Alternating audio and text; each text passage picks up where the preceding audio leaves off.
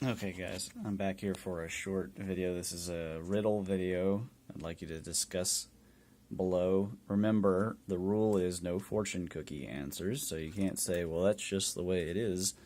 That's not going to pass this time. So we have two objects here. We've got our magnets, our neodymium strength magnets here. These are toys, actually. And we've got the Stirling engine. Now, notice, again, I've showed this before, the Stirling engine has nothing to let anything inside. Okay.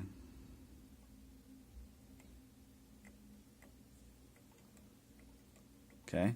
And this, right? So we've got a magnet that can repulse, right? So I'm putting in energy to push against it, which means that there has to be a certain amount of force, right? Newton's law. There has to be force repelling if I'm pushing back on this, right?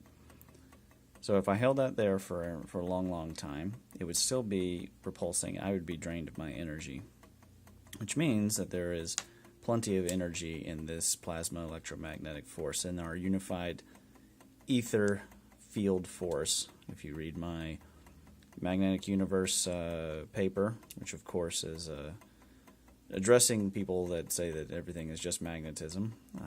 There's a lot more to it, right? Electricity has to be a part. In fact, I just finished a paper in which the main assertion was that there must be something else because the dust is not being explained with magnetism or rotation. Let's see if I can find that paper.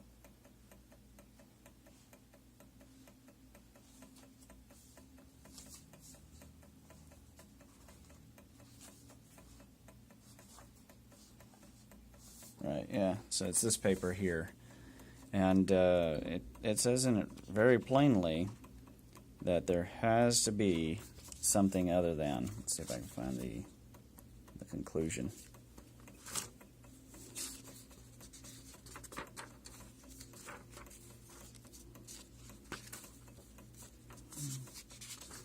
This one.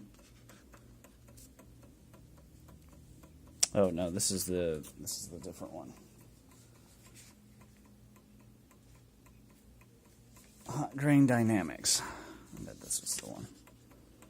Right, it's talking about electric grain charging and dust sublimation.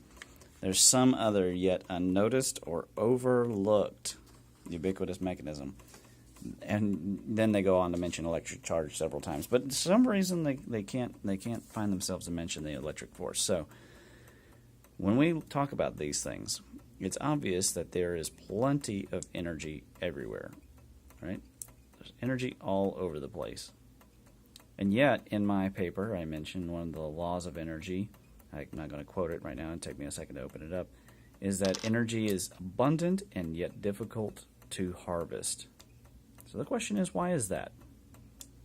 And I'd like you to tell me, if there's so many calories out there, why is it that Africa is starving?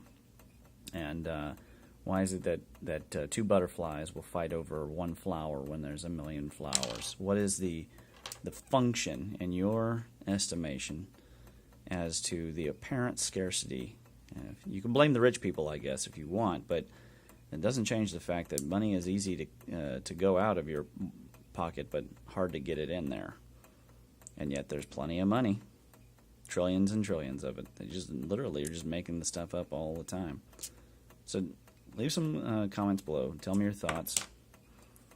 Isn't that Stirling engine amazing? It just goes and goes. And it will go so long as the differential is maintained. And that plate is cool and that plate is hot. Fascinating.